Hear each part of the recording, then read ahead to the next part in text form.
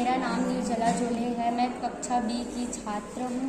मैं government higher secondary school हरदी में पढ़ती हूँ। जैसे कि आप सभी जानते हैं, फायर अलार्म जब घर या किसी दूसरे जगह आग लग जाता है तो फायर अलार्म सूचित करता है कि आग लग गया है।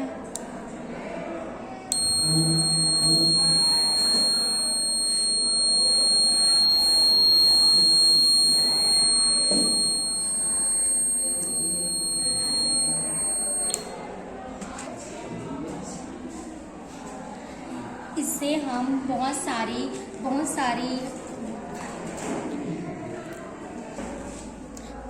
सारे खतरों से पार पा सकते हैं।